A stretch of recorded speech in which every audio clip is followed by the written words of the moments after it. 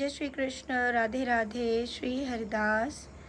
और ये जो वीडियो है ये आप सभी के लिए बहुत ज़रूरी वीडियो है। इस वीडियो को ज़रूर सब देखें। इस वीडियो में मैं आपको बताना चाहूँगी कि एक मैया हैं जो कि वृंदावन में ही प्रवास करती हैं और वो समय समय पर वहाँ रहने के लिए आती हैं और उन्होंने प्रेमानंद महाराज जी से दीक्षा भी ले रखी है और उनके दर्शनों के लिए वो हमेशा 1:30 बजे अपने घर से स्नान सब करके निकलती हैं। वैसे ही वो निकली तो शुक्रवार की सुबह 1:30 बजे यानी कि रात में 1:30 बजे, क्योंकि 3 बजे वहीं से सुंदरक रोड से होते हुए प्रेमानंद जी महाराज केली कुंज तक जो भी उनका स्थान है वहाँ तक वो जाते हैं। तो उनके दर्शनों के लिए, प्रथम दर्शनों के लिए आजकल सभी भक्तों में बड़ी होड़ लगी हुई है और सारे भक्त जो हैं उन दर्शनों के लिए जाते हैं। वहीं से वो मैया भी जा रही थी और उन मैया को मैं इसलिए जानती हूँ क्योंकि वो प्रियाजू के विवाह में आई थी। तो उन मैया का स्नेह अपने गुरुदेव और कन्हैया राधा जी में बहुत अधिक है। हर बार की तरह वो पुनः सुबह 1:30 बजे, रात को 1:30 बजे ही कहेंगे, ठीक है, और वो निकली हैं। सीसीटीवी कैमरा में भी ये कैद हुआ कि 3 वहाँ पर जो कुछ यंग लड़के थे जिनमें से एक कोई नशे में भी था और वो वहाँ पर गुजर रहे थे और घूम रहे थे और उन्होंने सीसीटीवी में इतना ही कैद हुआ। उसके आगे जब वो आए तो मैया थोड़ा तेज़ तेज़ चलने लगी। उन्होंने मैया को बैग वगैरह छीनने के साथ साथ उनको बहुत बुरी तरह मारा भी।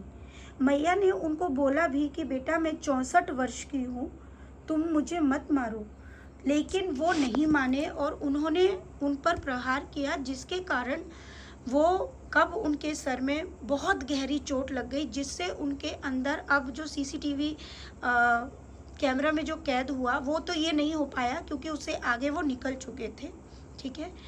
और वहाँ से ये चीज़ करते हुए उन्होंने मैया पर प्रहार करते हुए समझा कि वो मर गई हैं और उनको उधर ही बगल में खेत की तरफ फेंक दिया।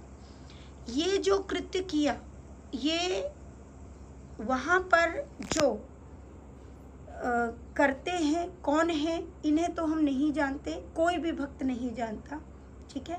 ये वही राक्षस गण हैं, इनको राक्षस गण का ही नाम दिया जाएगा। ये वही हैं जिनके लिए ना धार्मिक स्थान कोई मायने रखता है और ना ही कोई बुजुर्ग मायने रखता है। इनके लिए सिर्फ अपराध या राक्षसी प्रवृत्ति ही इनके लिए जीवन है, जो कि धार्मिक स्थलों पर छुपकर बैठे हुए हैं। जो राक्षस गण इस तरह से छुपे हुए हैं, आजकल माता बहनें जितनी भी हैं वो सभी इस बात को बिल्कुल ध्यान नहीं दे रही हैं, ना उनको ये बात समझ आ रही है कि आप सब रात को जो ये दर्शनों के लिए भाग रही हैं, आप लोग ये नहीं समझ रही हैं कि जहाँ पर कृष्ण है वहाँ पर कंस भी है। समझिए इस बात को। अभी उनका जो है एफआईआर भी बहुत मुश्किल से ली गई है। एफआईआर में भी बयान को बदला गया है। ये सारी चीज़ें क्यों हो रही हैं ये तो कोई नहीं बता सकता, क्योंकि आप सब भी जानते हैं कि आज इस कलयुग में सत्य को भी आप नहीं दिखा सकते हैं, ठीक है।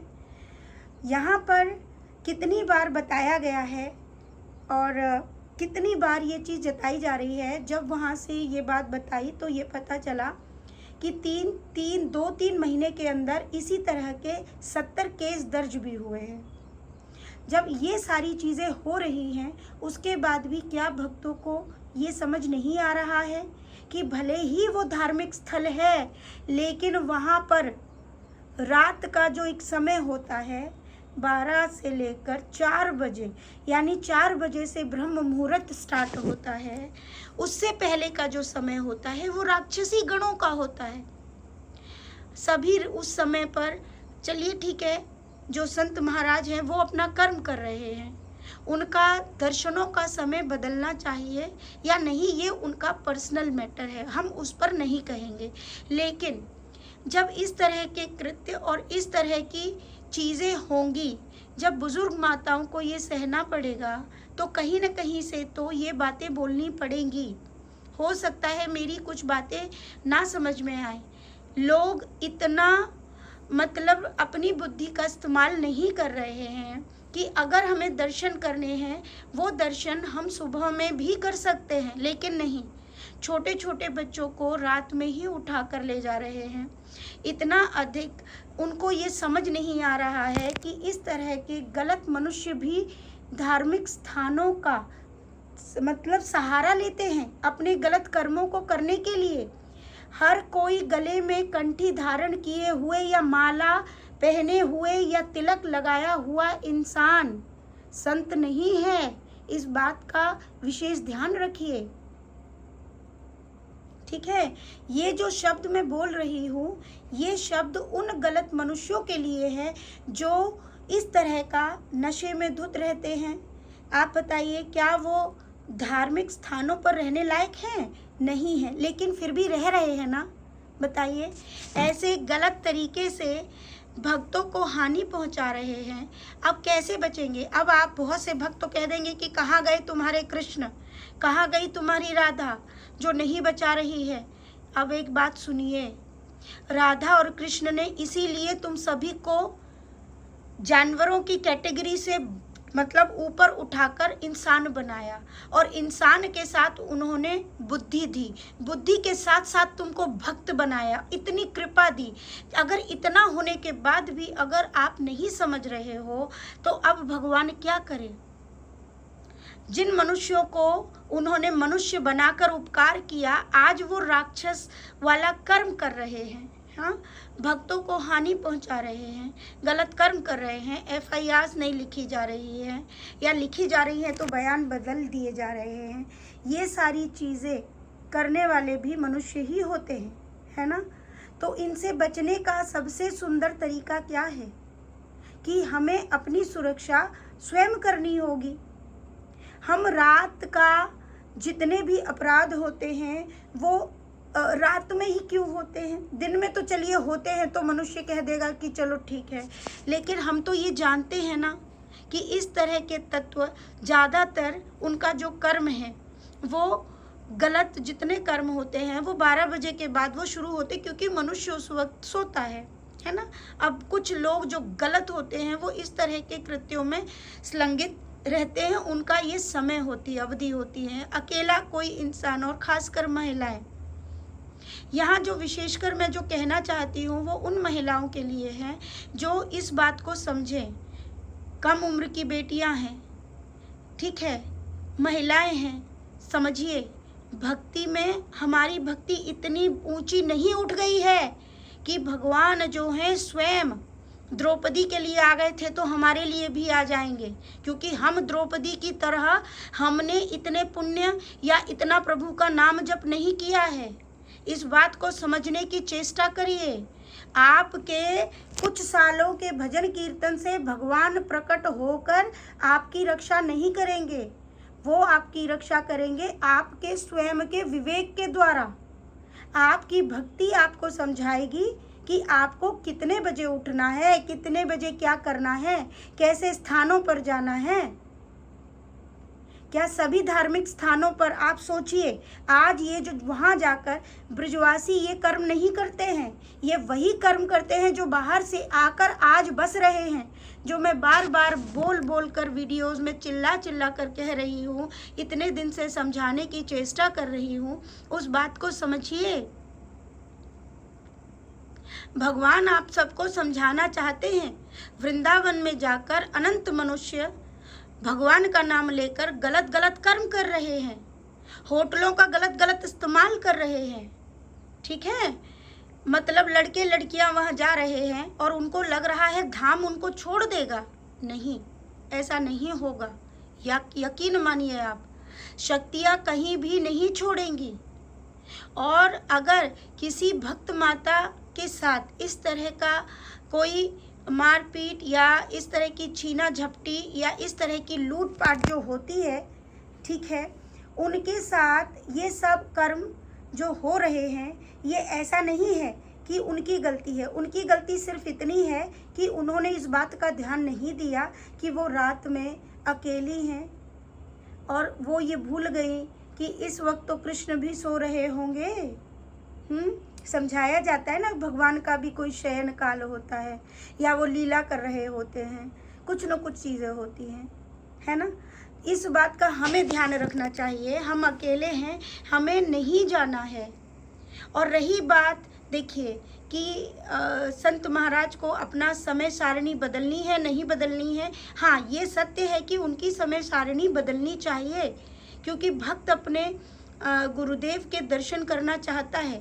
अगर इस तरह की अवस्थाएं और ऐसी चीज़ें होंगी तो आप मुझे बताइए, क्योंकि इन बातों पर कोई भी वीडियोस नहीं बनाएगा, ठीक है। और इन बातों को ज़्यादातर दबाया भी जाता है। क्यों दबाया जाता है, आप खुद सोचिए। क्यों? क्योंकि इस पर असर पड़ता है, आस्था पर असर पड़ता है ना। आस्था पर असर ना पड़े, इसीलिए मैं ये वीडियो बनाकर समझाने की चेष्टा कर रही हूँ कि आपकी सुरक्षा आपके हाथों में है। जहाँ कृष्ण है वहाँ कंस भी है, इस बात का विशेष ध्यान रखिए। धाम में जाना है तो पवित्र और शुद्धता के साथ रहिए। जा रहे हो तो कोई विशेष आपका लक्ष्य होना चाहिए धाम में जाने के लिए। या तो आप सेवा के लिए जा रहे हैं या सिर्फ दर्शनों के लिए जा रहे हैं। एंटरटेनमेंट के लिए वृंदावन धाम को मत पकड़िए। वही राक्षसगण कहीं न कहीं किसी न किसी तरीके से आपको हानि पहुंचा सकते हैं, और वो हमारे कर्म और कृत्य में आ जाएगा। हो सकता है कुछ पुराने भी प्रारब्ध हों जिनका हमें भुगतना पड़ता है, लेकिन अब ये जो हुआ ये गलत हुआ। और इसके लिए मैं इतना ही कहूँगी कि जितने भी भक्त हैं वो इस बात का ध्यान रखें, क्योंकि मैं तो संत महाराज से नहीं कह सकूँ, मतलब मैं क्या कहूँगी उनसे, वो तो खुद समझदार हैं, है ना। मैं उनसे क्या कहूँगी, ये बोलने की मेरी कोई औकात नहीं है कि वो अपना समय सारणी बदलें या ना बदलें या क्या है। लेकिन मैं भक्तों से तो आग्रह कर सकती हूँ कि आप अपनी सुरक्षा का ध्यान रखें।